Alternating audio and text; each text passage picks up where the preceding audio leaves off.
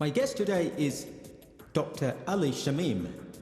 He's a commissioner of Human Rights Commission of the Maldives. During his service of 11 years in the international foreign legal and consular departments at the Maldivian Foreign Ministry, Dr. Shameem dealt mostly with foreign and international relations of the Maldives.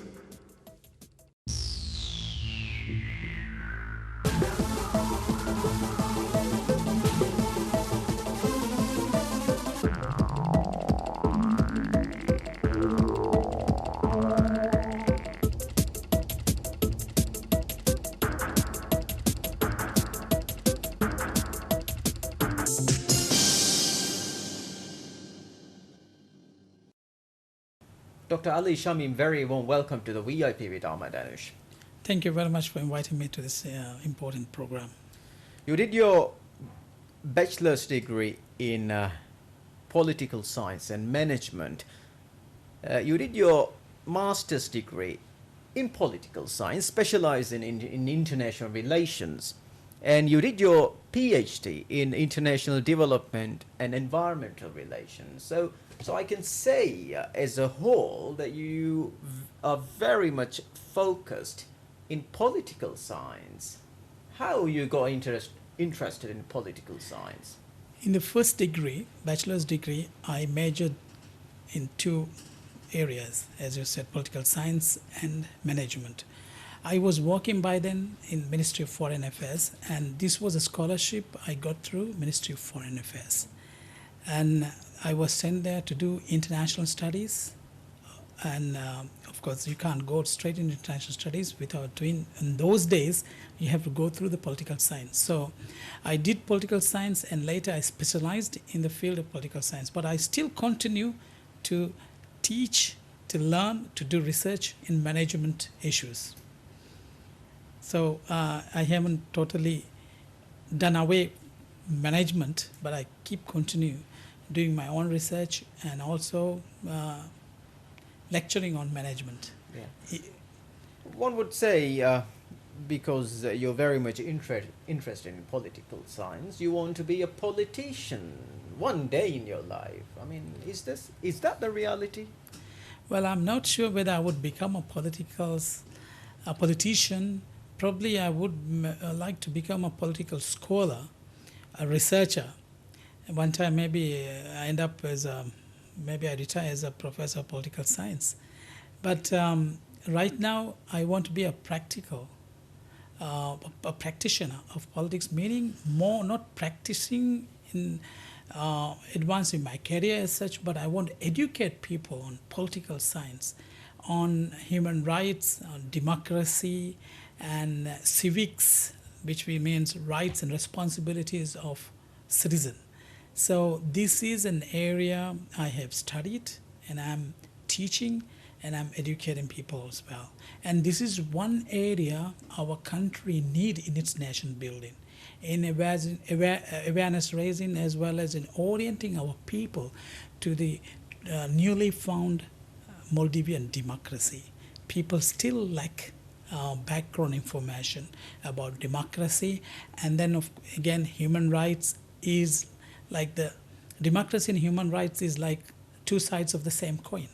So they're quite interrelated, but in a macro sense it is democracy, and within democracy we need protect and promote human rights. With that comes what you call a peaceful and harmonized, or what you call a nation of peace and prosperity. Yeah. You said Maldives very much need people who know about democracy. We are such a small country, and you're very much highlighted in your talk very much importance of spreading democracy. I just want to know that since your study is very much based on political science, your master's degree, bachelor's degree, PhD, what would you say to a person who says, oh, come on, we don't need to study politics or political science to be a politician? listening what people say and then acting upon what people say, that makes a great politician. How would you answer? In academic world, or in layman's language, in a practical life, people are managed, trying to balance common sense and advanced thought or knowledge. Now, knowledge does not contain only education, experience as well, wisdom as well, and so many other factors are included in the so-called knowledge. So, a common sense everyone can learn themselves through their own experiences and through their own self learning. Anything can be learned. But there is a difference between a person who had been educated in educational institutions, like you will call them academics or graduates, and a person who had self studied and who apply everything in his own layman's language could be different. So there is a need, if you become a learned scholar or a graduate, then the difference here is that you will base your arguments, your life on facts. Now, any academic study, mostly social studies, based on four things. There, as you know, first they are known as concepts, then facts, then theories. And so, therefore, if you know the background knowledge about various theories that academicians or philosophers or professors have developed and explained as to how the life goes on, the realities of life, then a person will have more balanced knowledge, and he will have more he will make more informed decisions. And therefore, I think to based on facts of life, to understand concepts like in political science, democracy, human rights are quite advanced concepts with a lot of theories which describes different aspects of these concepts. One has to learn. One has to learn rather than just simply hearing and understanding and explaining are also two different things. So a person who hear things and then learn himself may not have he may understand the concept but maybe not able to practically explain the concepts and apply the concepts, and in the true sense he may not be able to use or get the benefit of the true life that surrounds in our in various aspects of life. True field of study, he will be quite not ignorant, but perhaps he would lack background, which will not help him to make informed decisions and advance in career. Yeah, to be very honest, you as a political researcher, what do you think about the political situation of this country? We are I would think we are still a fledgling democracy. At the moment, we have almost all the rights have been granted, but you of these rights, people need to be educated. With rights come responsibilities. So if you have right hand, then you have left hand. Likewise, we have to balance our life with rights and responsibilities. If you keep on demanding rights, then what about responsibilities? So oftentimes we are ignorant, or we just ignore our responsibility as a citizen of Maldives. The kind of responsibilities that you have to shoulder under our democratic constitution. I'm proud to say that we are living in what I call Democratic Republic of Maldives today. But these democratic aspects and elements, mechanism, institutions are not well known to many people, and therefore oftentimes rather than benefiting from these aspects, people happen to abuse knowingly or unknowingly.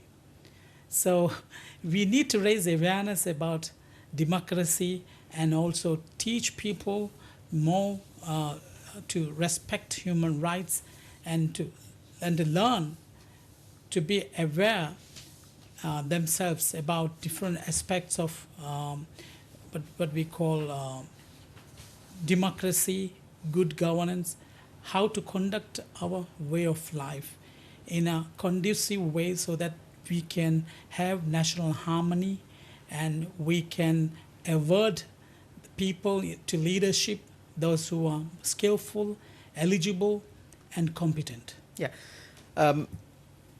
America is the sort of, I can say, role model for democracy.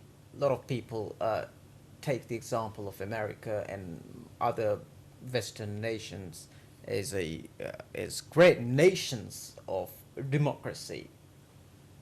But to import the ideas, the mindset of those democracies to small countries or to countries that the democracy is quite a new concept. People don't know what is that all about, or some people know or a little bit about that. What challenges these countries do face, you think? The country like Maldives, when you compare with a very advanced and developed country like the United States of America, there are quite challenges as well as quite opportunities. In the case of Maldives, being small is beautiful oftentimes says, things can be manageable. And the demands also can be low in a smaller country. But then bigger country like United States, of course, a federal country with some 50 states, and they are economically quite advanced, unlike the Maldives. We should be reminded that the Maldives was graduated from the least developed country list of the United Nations on the 1st of January 2011. So just about 2 years back, we were one of the least developed country in the world. That means one of the poorest. Among the 40 poorest countries and less developed countries, Maldives was listed. So only 2 years back, we were graduated as a developing country. So we have not been, we still a country of growth. All the countries are, of course, growing economically and politically and socially as well. But in our situation, we have many challenges as such, because one biggest challenge is we are economically still quite weak. We don't have economic independence yet. So we have political independence, but we don't have economic independence. And our literacy rate is quite high, but the higher education rate is quite low. I think it's less than even 10% of the population who are graduating every year. Yeah, let me pick on the point that you said economically. You said we are not independent. We are quite dependent on, of course, all the countries in the age of globalization are interdependent on other countries for trade and for many other aspects of development. We are dependent. But in the case of Maldives, we are with open borders. Many aspects of our life depends on foreign countries. Our greatest source of income is tourism. Tourism is highly volatile industry where we depend on foreign market. Then fisheries again is it depends on, it has seasons. Certain seasons there is the fishing can be quite good. But at certain time, the season, when there's no season or such, our fishing can be low. Therefore, we don't have a stable economy unlike other small developing states like Fiji, where they have a stable crop, which is sugar, which has what you call very stable market and also price. Sugar has no substitutes. But So in the case of Maldives, fish has a lot of substitutes. If price of fish goes up, then people will opt for meat. yeah, let me pick on the point you said that we are very much dependent on, once again, dependent on economically, not independent. So what we can, as a political researcher, in a political sense, in a political angle, what is the way that we can sort of be, uh, you know, not dependent economically on other big nations or other countries? Is there any way that you think would be right to political leaders need to formulate the policies and arrange a new framework in terms of the policies? Well, actually, I think it's a gift of nature or God blessings that a country is endowed with so many resources. Unlike Maldives, unfortunately, have very limited resources, as you would know. Our two main industries are fisheries and tourism. And and there was for some time we had shipping as an industry, but I don't think we earn much from shipping, and so we are very much limited and handicapped in terms of resources, and therefore, as I said, we are dependent on for economic growth on foreign countries and for foreign markets. So a country can reach self-sufficiency only if you have abundance of resources, natural resources. So like our neighbor Sri Lanka, India, they have abundance of resources and they have the capacity to opt for self-sufficiency, and they are working towards that. And then they're quite successful as well. But in the case of Maldives, we lack a lot of resources. And in some people see this is a blessing in disguise that we may be vulnerable, resourceless country, but we are also endowed with resources that if we can properly utilized and exploited, we would also reach self-sufficiency. Well, that's the dream, I hope for every Maldivian, that we one day become a developed country. Isn't a resource of this country this natural beauty? Definitely, yes. That's one of the biggest resources, our white sandy beaches, crystal clear waters, and tourism is dependent. So we are taking the advantage of tourism. Exactly, tourism. But then, as I said, we don't have a large population. We cannot have our own internal tourism develop, but we have depend on external markets. So, as I said, our tourism industry is quite volatile in the sense that if there has been any disturbances in the world market in the tourism, then that will have adverse effect on the Maldives as well. If there has been regional war breaking out, or if there has been instability in Europe or economic decline in Europe, that is affecting our market. How about developing internal tourism? We don't have a large population to develop internal tourism, as you would know. Now, countries like the USA and Japan and India and China, of course, they have a huge population, and therefore they have the potential to develop their own internal tourism. But in the case of Maldives, we are less than 500,000 people. It's unlikely we could develop our own tourism. We've got about 300, our population is around 400,000 people, scattered across different islands. In different islands, a different concept of tourism, for local tourism develop. That's a policy thing, isn't it? We can develop islands specially for health tourism, internal health tourism, internal sports tourism, internal if you like. So those kind of tourism, what do you think? These are things, even though with the number of people we have got, with the number of resources we have got, and with the number of academic people and people who've got in this society, we can do something.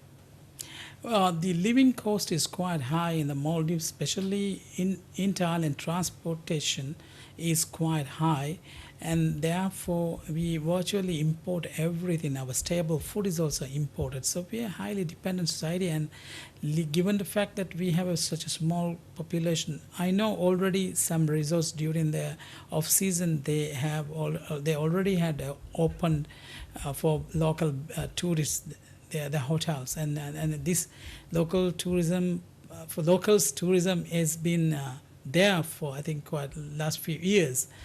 But I'm not an expert of tourism, so I probably is not competent to comment on that. But my hunches says that we have very minimal chances of developing uh, tourism within ourselves. What I mean is locals developing tourism. Internal local tourism. Yeah, internal tourism is not probably a viable option. You said that about a few moments ago. The number of people who have attained higher education is quite not that much compared to what you want to see. Is the academic qualification, a bachelor's degree or a master's degree, really relevant to promote the democracy in this country? Yes, knowledge, awareness, education are important factors for development, because then you make informed decisions, you can make right decisions, and you can contribute more constructively to the society for the nation building as well. Knowledge not necessarily is dependent on qualification, academic qualification, which means formal education. Knowledge can be gained by self-education, self-learning, through experience as well. But there, as I said in the beginning, there's a difference between a person who is academically educated and a person who is educated through self-learning. There's a difference. So the basic level, we call it the basic literacy rate now, is perhaps you finish your school. Up to high school is a requirement in most developed countries. You have finished up to high school education. Now, in the Maldives also, I think we are targeting the same. Now, there is what you call universal education up in the Maldives up to grade 7. So intermediate level, we can study. All children have the education, and that is the basic provision for that. But higher education is still costly, and these education opportunities are not available on all the inhabited islands. So there are some challenges for, even if you are interested, keen to learn higher education, opportunities are limited because due to, as I said, colleges are not found in every island or major inhabited islands. So Yeah. they have to, if they want a good higher education, they have to come to Mali, which may not be affordable to all those who are interested to study. But then, of course, there are now avenues developed by both national university and other private colleges through what they call distance learning or open learning. So some courses are offered, but then still the major areas of skill development that the country needs for our nation building, especially Tibet programs like technology and vocational programs, are not available in most of the island states. Let me pick on the point a few moments ago. You said that about self-learning. You have talked about self-learning in this interview. Self-learning. I mean, how do you define self-learning? Have you undermined in this interview self-learning? I mean, self-education, self-learning is self-help approach, and this is an area known as alternate education. Sometimes there's a lot of material now available through library and internet. Internet is, of course, the library in the sky. There are resources where people can read, and people also can listen to learned people, their speeches and talks. So these are avenues where you can learn. But in learning means not only listening and lectures. it also contains a lot of practical work, doing assignments, and discussions, debates. So these are other methods of learning where your mind is filled with a lot of knowledge. And therefore, self-learning is good. It can also help improve person's knowledge and his skills, but formal education still is the best source of building skills and becoming a productive person. Yeah.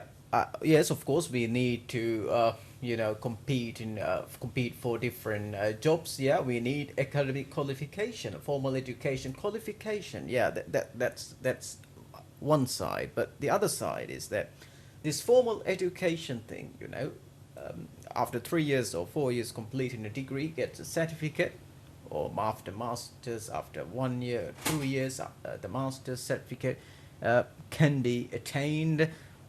But the truth is that in that particular master's, in that particular degree, there is a person, he or she learns theories, other people ideas. It's just a sort of a given a injection of thought.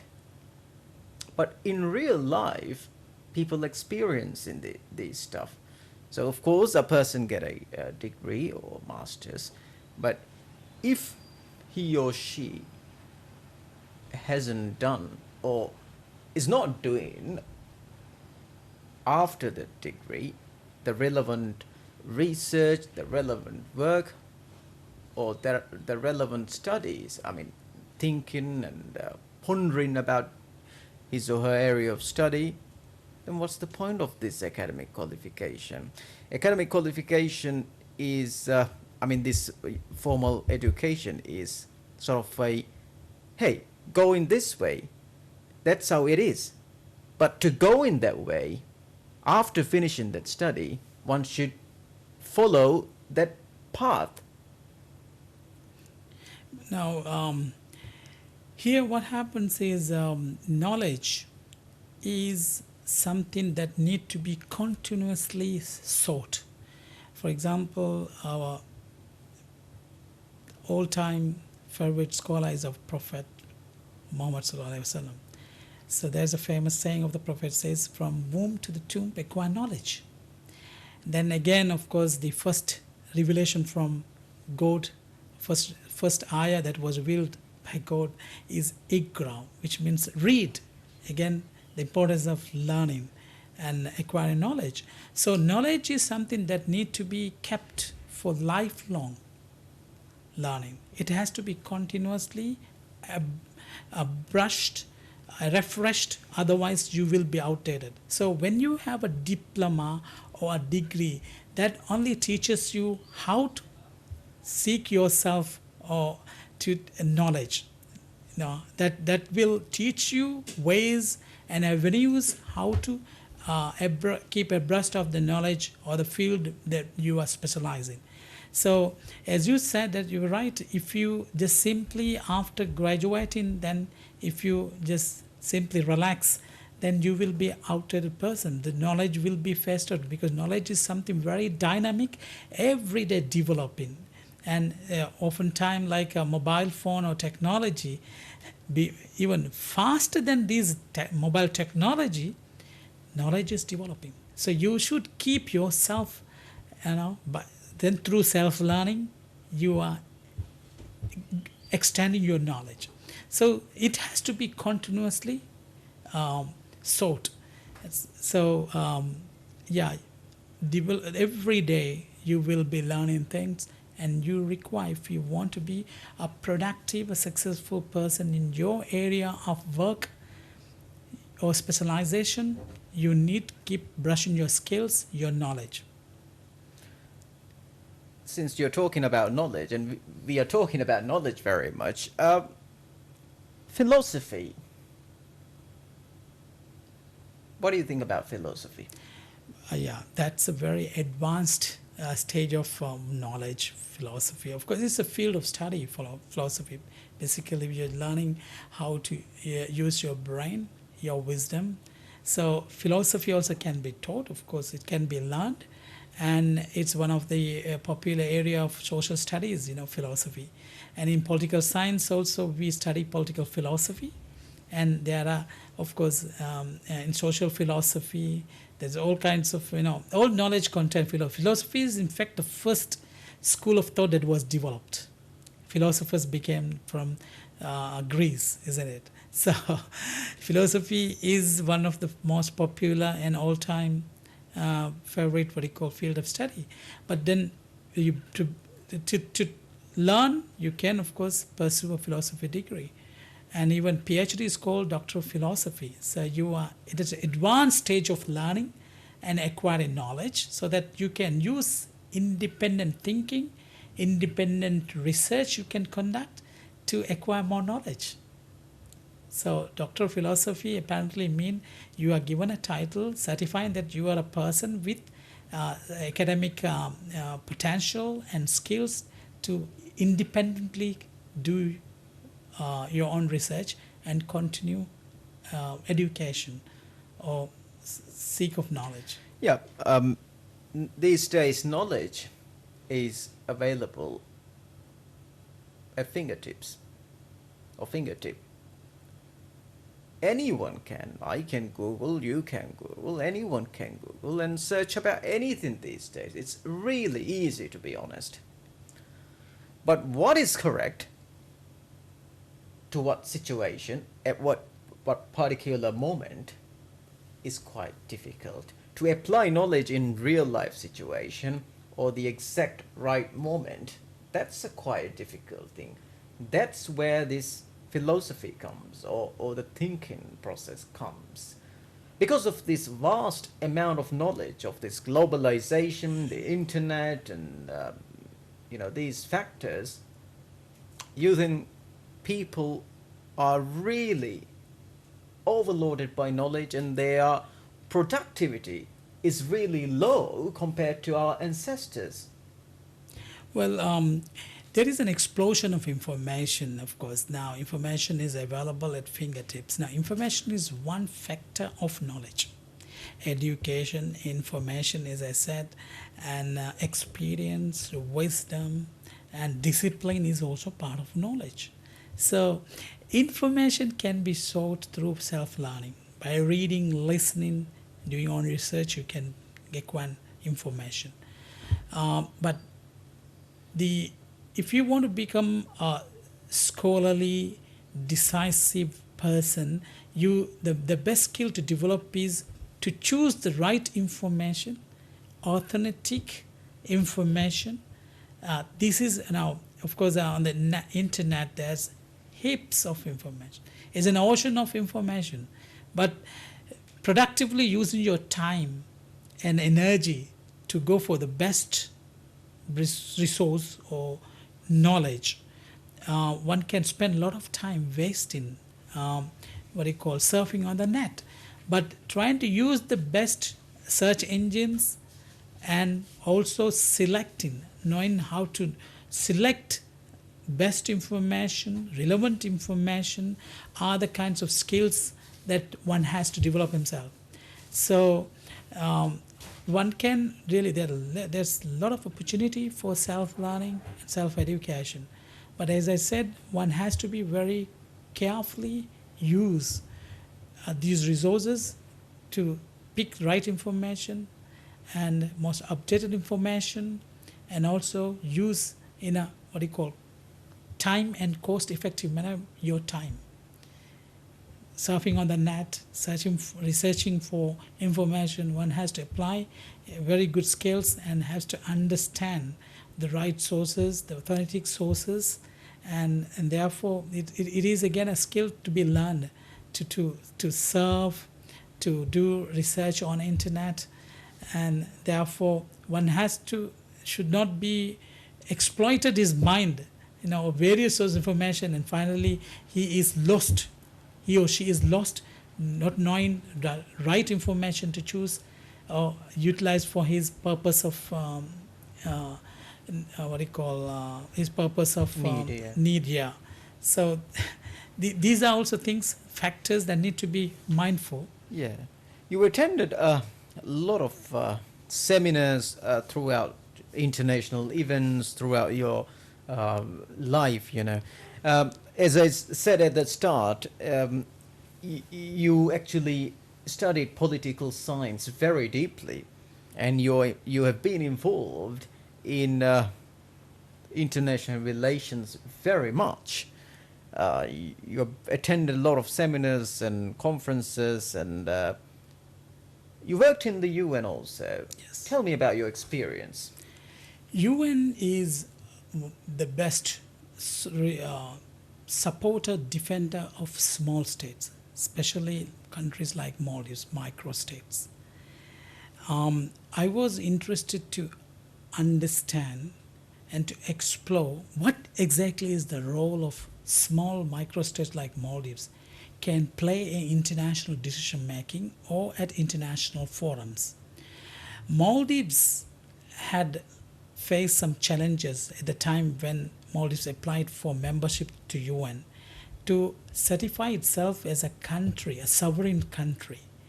And if you look into the application process or admittance process of Maldives to UN, there's a lot of course, information. There were debates held.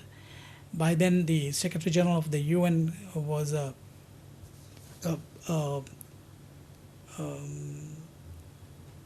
his name was Uthant. Uthant, he called for a debate when Maldives applied for membership to the UN.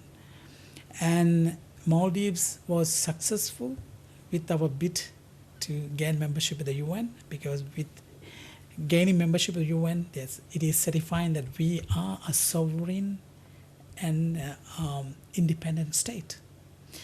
Maldives has a very rich political history. In fact, we have been in our, what do you call, it's in time immemorial, we have been an independent state, except for 17 years of Portuguese domination.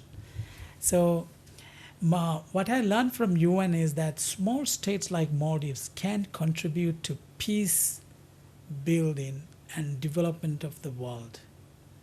Especially Maldives, small countries like Maldives are quite vulnerable because we lack resources, and we also lack our own self defense is also weak for small countries like Maldives. But our defenders and supporters have been international organizations like United Nations.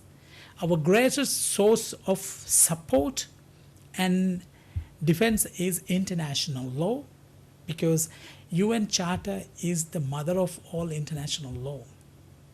And this charter, well, the first two articles guarantees any member of the state, sovereign independent states, will be protected and served by UN, international community. So recognition by the rest of the world, Maldives is an independent country, and we have sustained this all throughout our life since 1965 till today as an independent country. And so what I learned was that Maldives still can continue to play an important role in world affairs. We can contribute to peace and security of the world, and we have been a peace broker, peace lover, and therefore even in the region we have no traditional rivalries, and we had no ongoing disputes with any countries, and we are a startling example of a peaceful state. And although we are small, we also contribute. And from my research, what I learned was that in international decision making, especially in law politics, which are known as development affairs and environmental affairs, small states like Maldives can contribute hugely. We may not have a lot of experience like bigger states, but we as peace brokers, as negotiators, we don't have vested interest like bigger states. And therefore, international forums, small states have a lot of voice and scope for contributing to international peace and development. Let me pick on the point you just said, talking about UN. You said that small countries like us can very much play a huge role to promote security and peace on this world. But what about the big countries, like, big, huge countries? Because of their economy, because of their cultural influence, economic power, cultural power, military power, social power, and knowledge power, uh, those countries, rather than they actually, promoting them as they're really powerful, automatically other countries would take their ideas, take their mindset, take their what other countries can take. So this would create a sort of a dependence on big countries and follow big countries, powerful countries, and in return, those countries, people in those countries, the mindset would be sort of their nationalism would get low, and sort of this is one thing in globalization, following these big countries. So what I'm saying is that this sort of attracting the magnetic thing to big countries. So how can small countries sort of create this peace and security on this world? I must, I think, attach a footnote here that small states have not much scope in security and international politics or high politics or in peace and security. I was referring that small states have contributed mostly in international decision making in the area of low politics, which are like social development, environment protection, and sustainable development, in other words. So, of course, the bigger countries with military power and resources, they have more stake in security and peace of the world, and they can contribute more than the small states because they have resources and their interests are also larger than small states. But in terms of leadership, commitment, and helping negotiations to progress and breaking the standoffs and deadlocks, small state leaders or diplomats have played a large role. This is what I'm saying, because these people can negotiate. They are good negotiators, according to my research. Small states ambassadors from small states have made a lot of diplomatic initiatives and succeeded. At this point in time, I would like to mention that Maldives also had succeeded at the UN by making two diplomatic initiatives. One was the Maldives application to become a member of the UN, and the so-called micro-state debate. Maldives won this debate, and Maldives was admitted to UN as a micro-state, which lacked a population. By then it was less than 100,000 of population was. And a lot of smaller micro-states lined up to apply for UN membership. And today I want to make this observation that there is the smallest UN member is, I think, Republic of Nauru in the Pacific, and they have less than 10,000 their population. But the Republic of Nauru is also proud a member of the United Nations. So there are much tinier and smaller countries than Maldives today as members of UN. But Maldives open up this door of opportunity to gain membership at the UN. And so the Maldives succeeded in our bid to become membership, to gain membership at the UN. The second diplomatic initiative Maldives made was the climate change issue. Climate change issue was a huge concern and research area for mostly scientists. When the first time when Maldives took this matter, after we experienced the tidal waves in 1987, I think, we had some tidal waves that struck the Maldives, and huge damage was caused.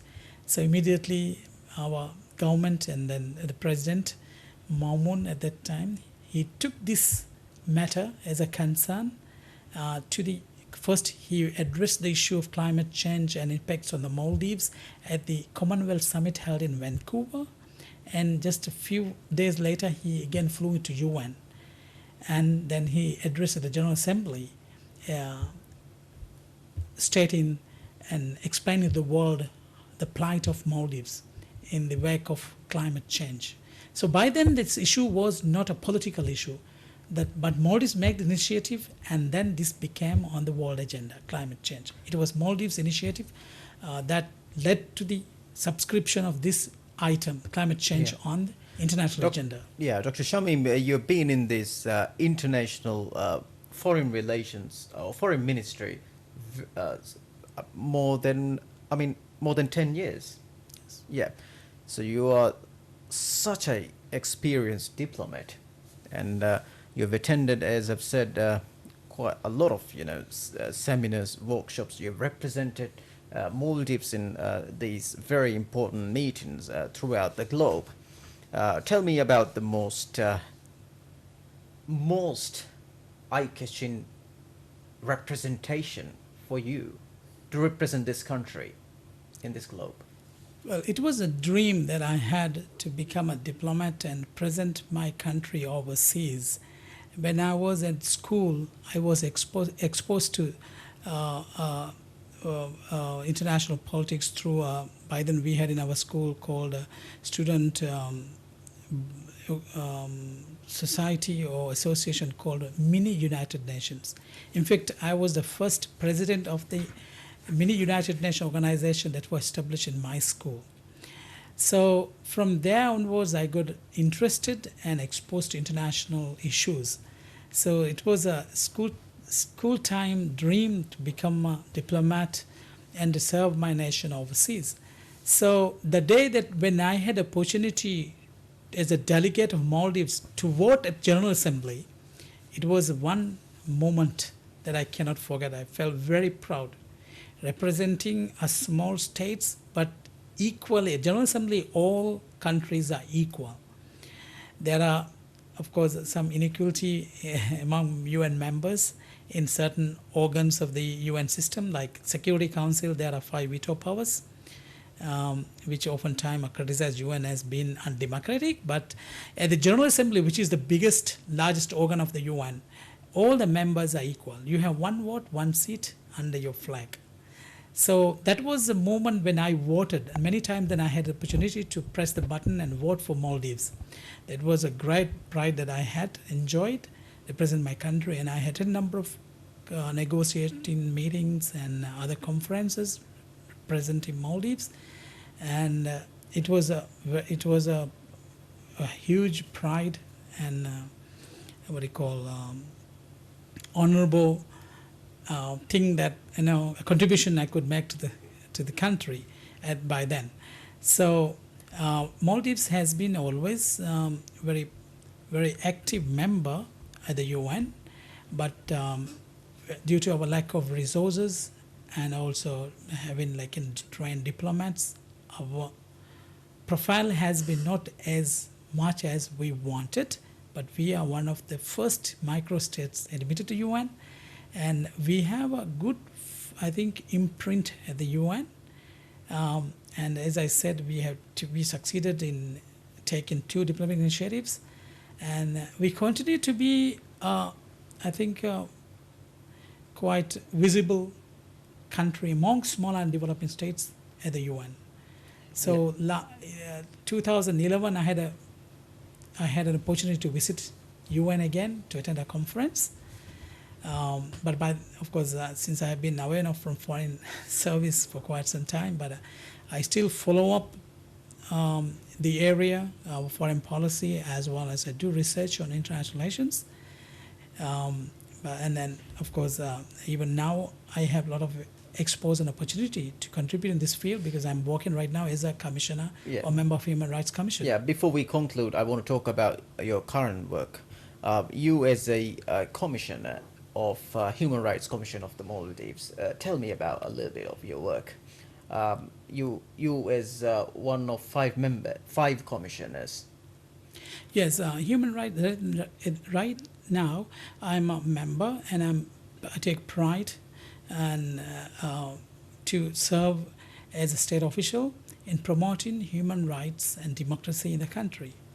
I think at the moment this is one area Maldives need a lot of people to support and help, to educate, to orient our people, to protecting and promotion of human rights, because if human rights can be protected, we could save huge resources from our state budgets. The population of prisons can be reduced. A number of trials, hearings that could be held can be reduced, and therefore we are saving a lot of money and resources in these areas. So, and again, to have a harmonized, peaceful society, we need to develop a culture of protecting human rights.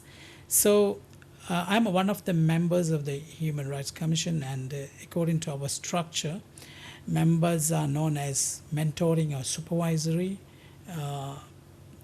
officials at the Human Rights Commission, and we are attached to various departments. And at the moment, I'm the mentoring member supervising the research and monitoring department of the Human Rights Commission. So we do conduct researches on various issues of national concern, especially human rights concerns. And then we also is the as a watchdog, Human Rights Commission very closely monitor the compliance of state authorities of the international conventions that we are party to, or which we have ratified. So besides our constitution and statutory laws and regulations, we also as a UN member and also other international, we are a member of many international organizations, we also have to abide by or comply with a lot of international laws that we are party to. And these laws mostly come, under the title of conventions. So we have a lot of, especially about 8 human rights related conventions we are party to. And so therefore, the Human Rights Commission closely watch how we are complying, the state authorities are complying and enforcing these international conventions in Maldives. And we write up shadow reports and submit to concern what they call treaty bodies, or there's a committee or body that oversees the implementation or enforcement of these conventions. And we submit reports, and the state or the government submit their state reports, and we submit shadow reports. And therefore, this is a way of checking our performance of compliance with international laws and defending and protecting human rights in the Maldives. Yeah.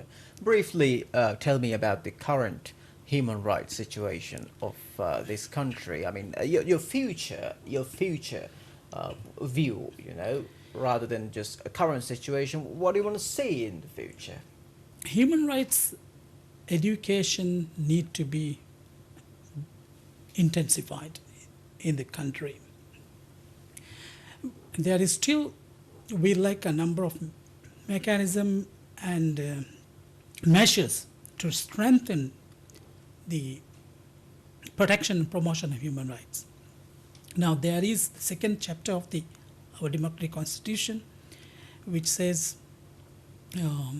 what we call a Bill of Rights, or that's the chapter that describes or lists more than 70 odd rights as human rights.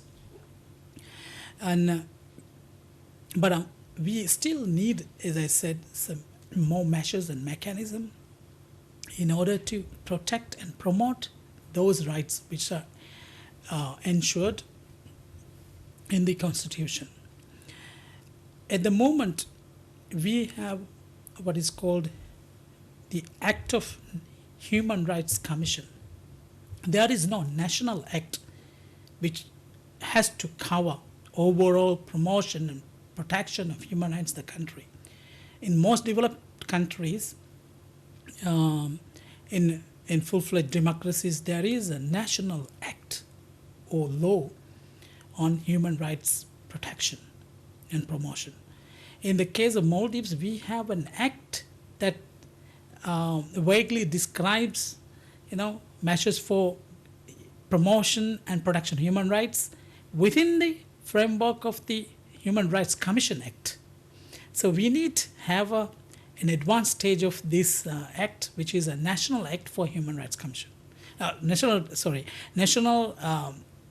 act for protecting and promotion of human rights in the Maldives.